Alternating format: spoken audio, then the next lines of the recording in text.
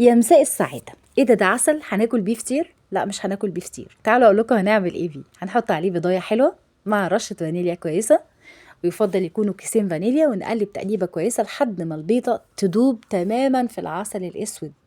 معيار العسل الاسود عباره عن كوبايه عسل اسود، كوبايه كبيره، بيضايه، رشه فانيليا، قلبنا كويس.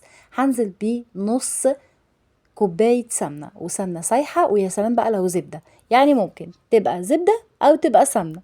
أقلب تقليبة كويسة، وابتدي بقى أعمل إيه؟ أجيب الدقيق بتاعي كوباية بنفس اللي عايرت بيها العسل، أحط بالظبط لحد 3 كوبايات، أو لحد ما العجينة تبتدي إنها تلم معايا وانخلها. أهم حاجة النخلة دي ليها دور كويس جدا. أدي الكوباية الأولى، التانية، التالتة، وأقلب تقليبة كويسة جدا جدا جدا. هبص ألاقي مع التقليب المستمر إنها محتاجة تاني، هزود لها كوباية لحد ما القوام معايا ياخد شكل تقيل شوية، يمسك نفسه، أعرف إن أنا أصبع منه أو أعمل منه دواير. قلبنا تقليبة كويسة، حطيت كمان كوباية. كده بالظبط عملوا معايا حوالي 3.5 كوبايات كبار من الدقيق. كده القوام ابتدى يتماسك معايا. تو ما أنا عرفت إن أنا أكور الكورة دي، يبقى أنا كده وصلت للدرجة اللي أنا عايزاها.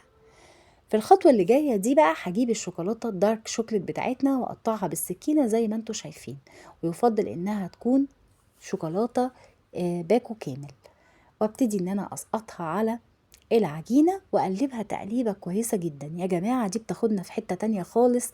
لما بنعمل الكوكيز الرهيب ده، تيجي تاكليها أو هي طالعة من الفرن بتبقى جميلة جدا جدا. حاجة كده بتبقى سايحة في الشوكولاتة، مش عايزة أقول لكم.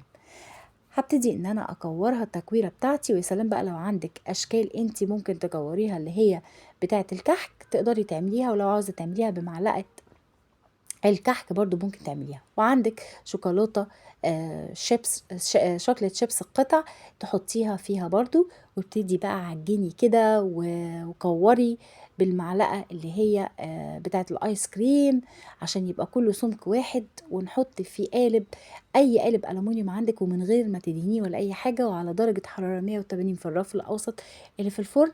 واهم حاجة ان الفرن يبقى سخن قبل ما تحطي الكوكيز. وبكده عملنا كوكيز رهيب جدا جدا، طعمه تحفة. ولادك مش هياكلوا كوكيز الا من ايدك انتي. لو عندك ضيوف، لو عندك اي حد معزوم عندك، مش محتاجة ان انتي تجيبي اي حاجة من بره لما بتقدمي الكوكيز. بصوا الجمال والتحفة، طعمه رهيب يا جماعة. الشوكولاتة سايحة فيه، ويا سلام لما نفتح بقى قطعة كده، بصوا من جوه. طبعا الكمية دي يا جماعة هتعمل معانا اكتر من 2 كيلو او 3 كيلو من الكوكيز كمان.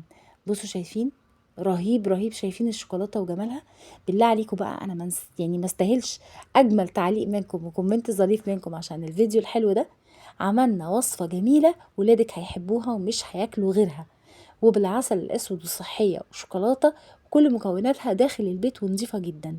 بعد كده مش هتجيبي اي حاجه من بره، كله هتعمليه عن طريق البيت.